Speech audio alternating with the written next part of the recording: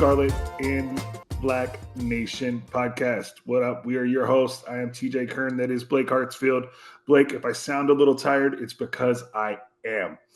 You know I'm a huge baseball guy. Stayed up till 2:30 in the morning watching the World Series. Had to turn around and get up at like 4:30.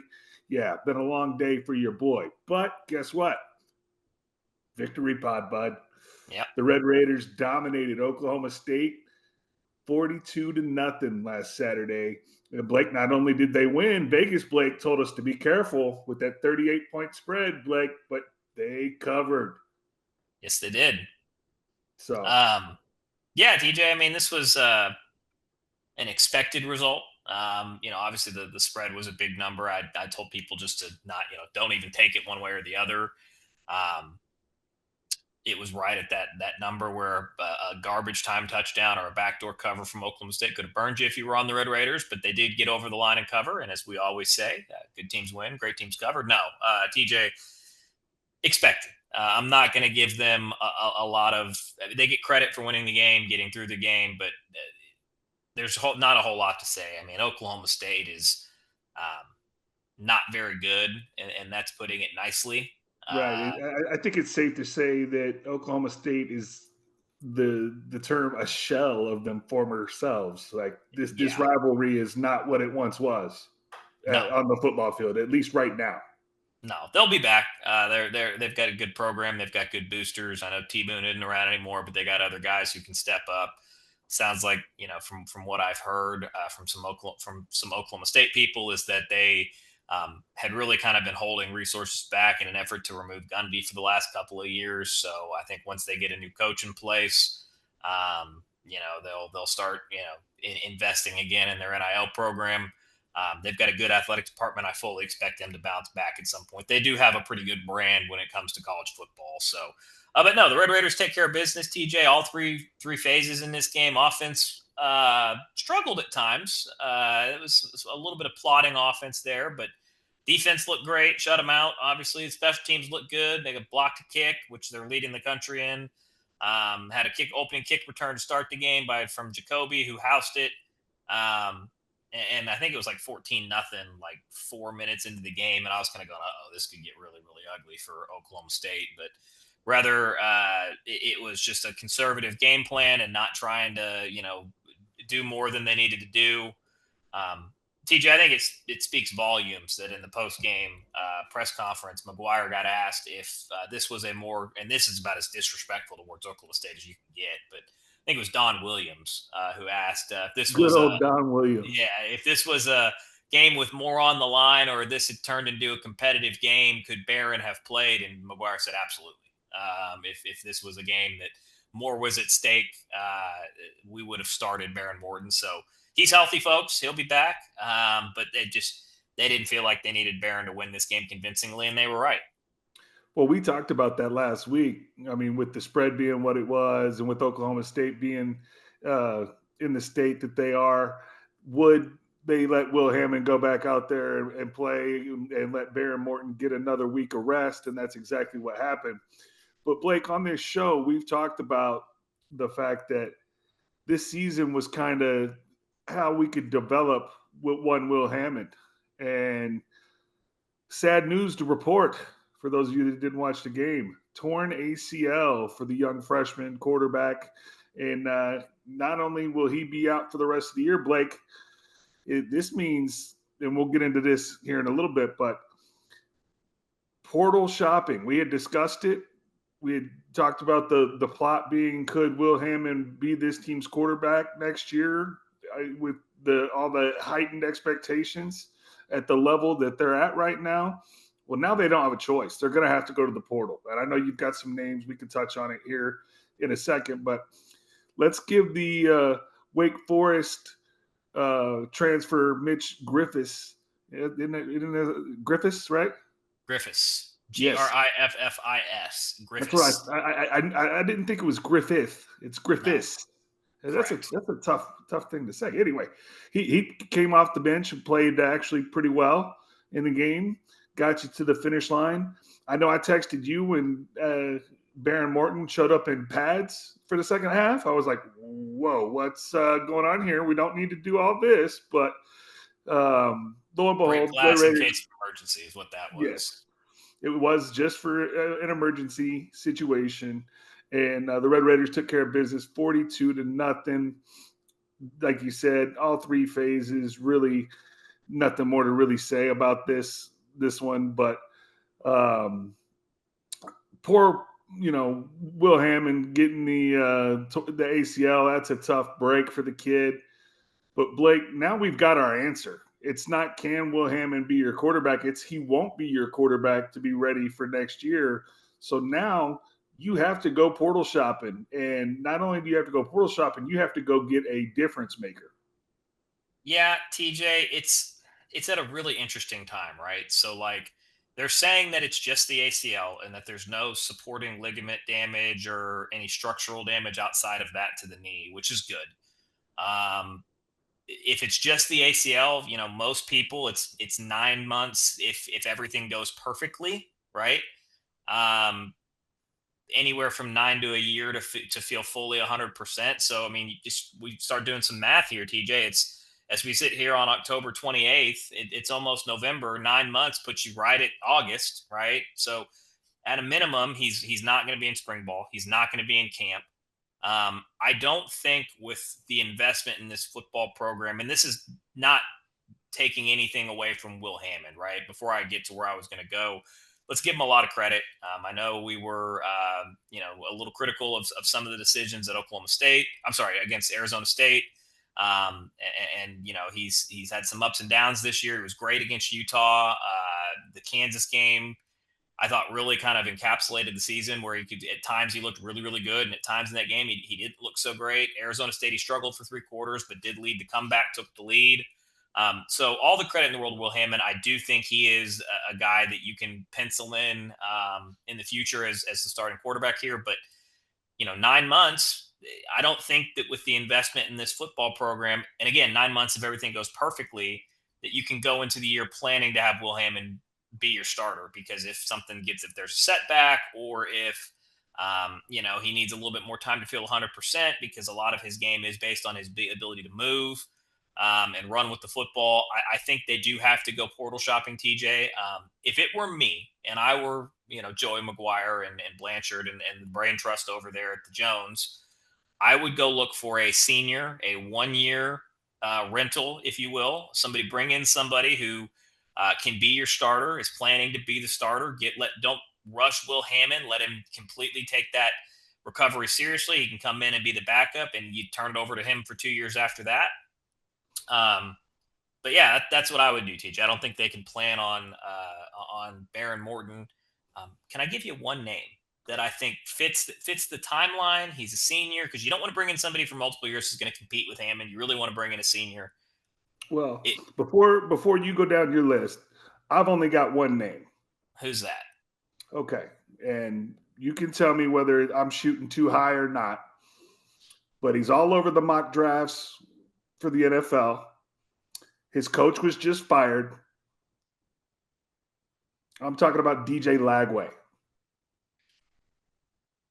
Can he throw it well enough to run this offense, TJ? That's a good question. I'm just saying the guy, when you read the mock drafts and all the quarterback gurus, they say he's the guy. Now, I don't know. So you think all of his struggles are 100%? So you think the struggles are 100% Billy Napier? I have no idea.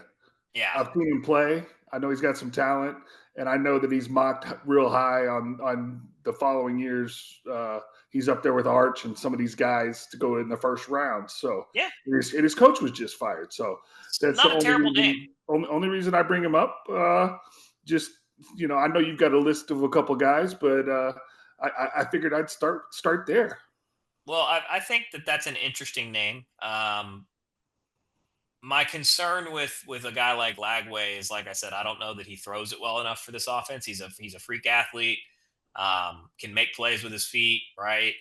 He's a Texas kid originally, so that there's that, but there's that connection. It's probably a name that they'll throw around internally, but I think I would rather have TJ somebody who's more cut from the Baron Morton cloth, somebody who's a better thrower of the ball because that's what this offense really relies on, right? Somebody who can throw the deep ball, right? And, I don't have a whole laundry list of names, TJ, but I do have one name that I think would be really interesting. I know you would like this because you don't particularly care for this school that I'm about to say, but can I interest you in Josh Hoover?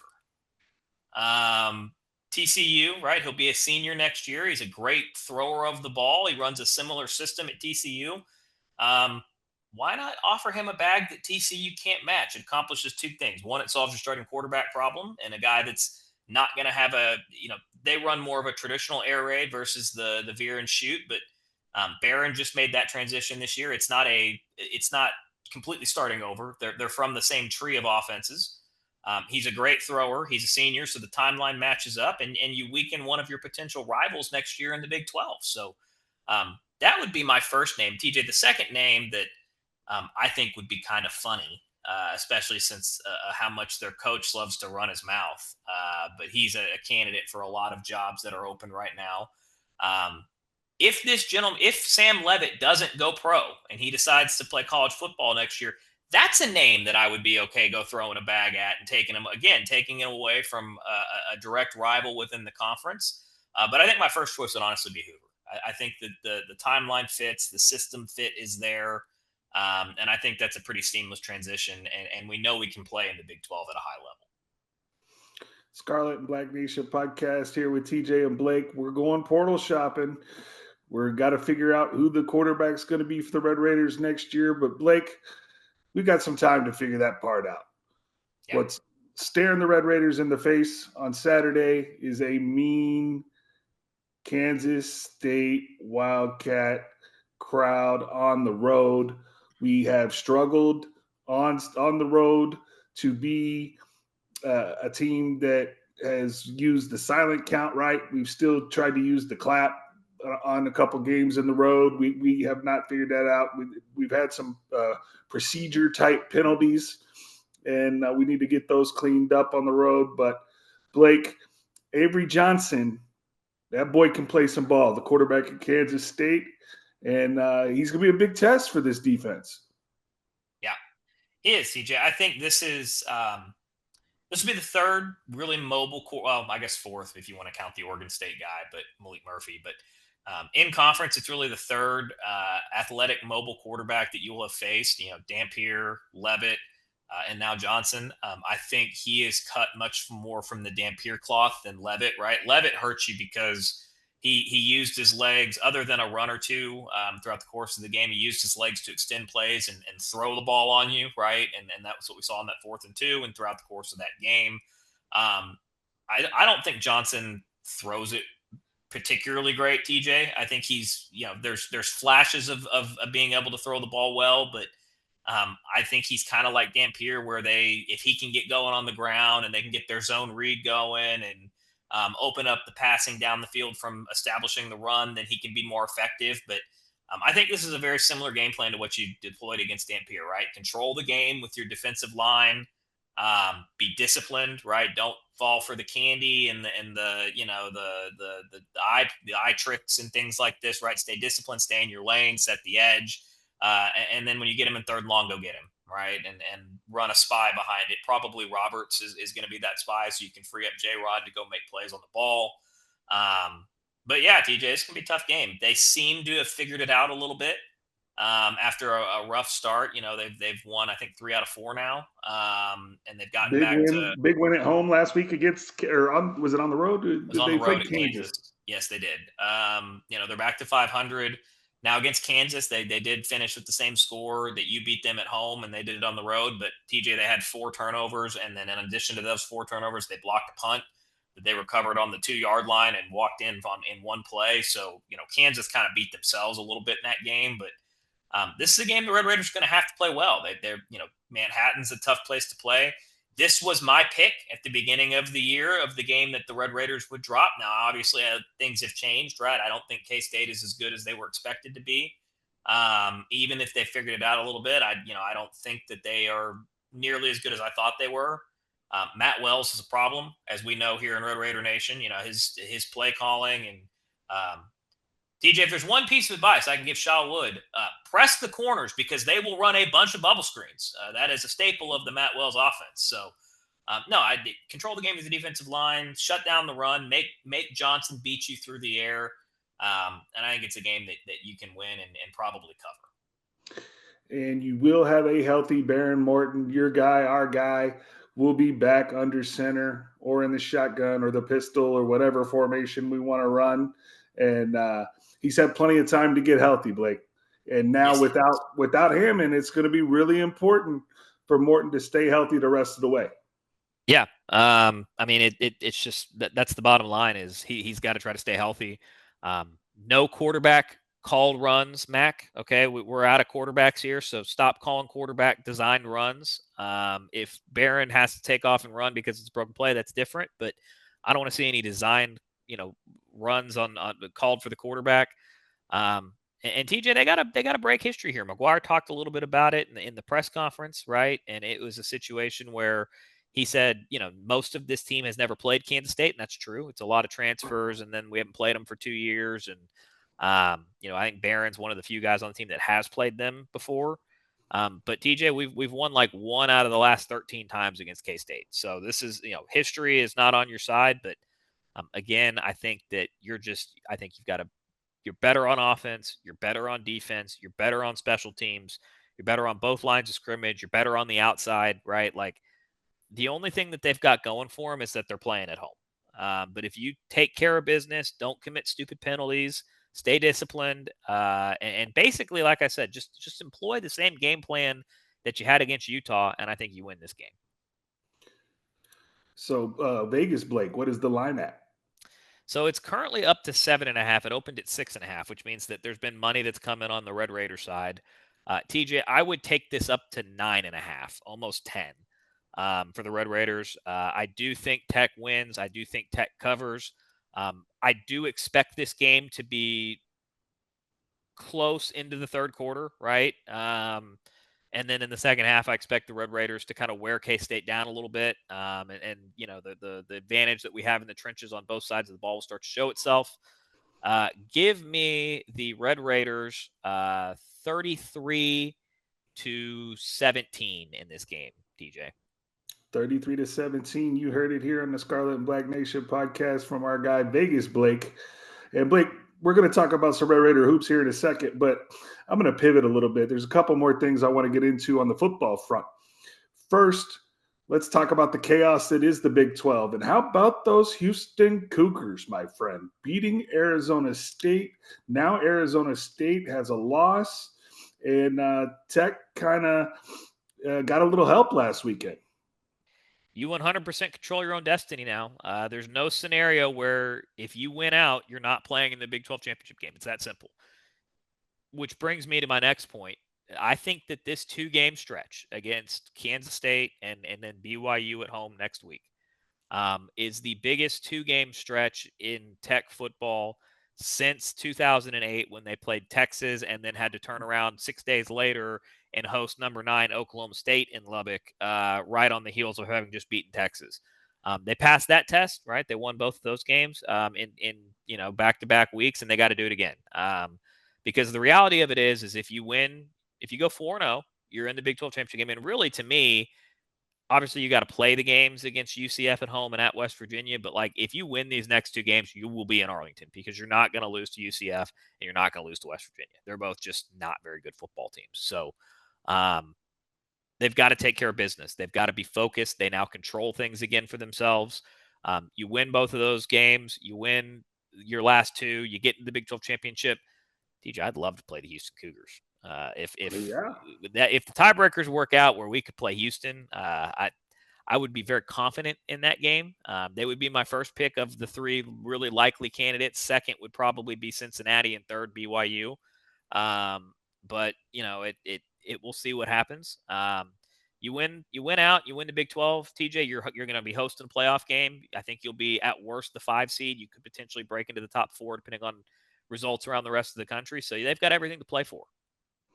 Everything's right in front of them. Like you said, they've got to take care of business starting in Saturday, though. Like you said in our preview edition of the podcast, when we went through and predicted wins and losses, this is going to be a very tough game this Saturday against Kansas State. Playing in the Little Apple in Manhattan is always a tough place to play. A lot of history up there, a lot of good football up there.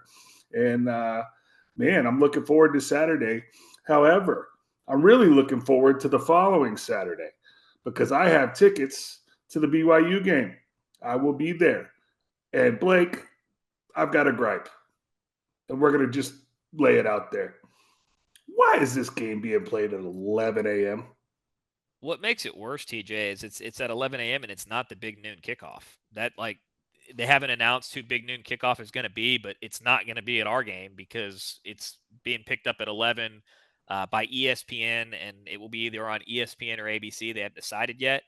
I think whether or not it's on ABC or ESPN depends on where you live. Oh, okay. I'm pretty sure that's how it works, but I don't know. I, Maybe not. Maybe I just made that up. I thought it was they just decide which game they're going to put on which one. So big noon isn't. You're not getting the big noon game, and you're playing at 11. That sucks. Big noon's not going to be here. Maybe game day shows up since ABC and ESPN have got the game, but I would be surprised. They're going to the Big 12 this week for the first time in like 2 or 3 seasons. With the Utah Cincinnati game, I would be surprised if they decided to do back-to-back Big 12 games. They'll probably pick the Missouri A&M game, which is an objectively worse game than what the Red Raiders are going to play against BYU. What perturbs me a little bit about it, TJ, is they're going to have a potential top 12 or 13 matchup depending on where Tech checks in the rankings, assuming they take care of business against Kansas State. So you're going to have top 13 teams potentially in a game that has a lot of meaning in the Big 12 race and nationally for the playoffs. Yet for their primetime game, they've already decided they're going to put Alabama hosting LSU, who just fired Brian Kelly. LSU is going to get just completely boat raced in that game in Tuscaloosa, but they love their SEC football on ESPN. So that we're at 11 a.m. and it sucks. I would have loved to have gotten BYU at night at home. I mean, at least let me have a couple of beverages. Give me a 2:30 kick. Now you're telling me I got to be up early, and I mean, not that I pound the beverages like I did when I was a student, but man, Blake, I mean, I like to have a couple before I get to a ball game. 11 a.m. kick, man. Maybe just having an omelet and maybe some pancakes. Mimosas, Bloody Marys. There you go. Maybe I'll have a Bloody Mary. Who knows?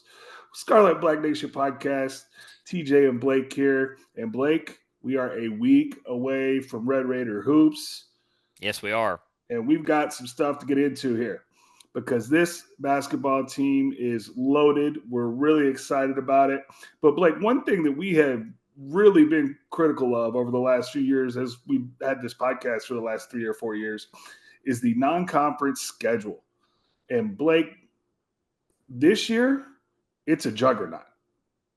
It's a good schedule, TJ. They're not going to. The committee will have no reason to penalize them a seed line, which I think might have happened last year. I think they probably had a 2-line resume, but they got knocked down to the 3 for not having played anybody in non-conference. TJ, this is a tough slate. I mean, they got to go 3-3 through these games. I'm about the list, but they play at Illinois.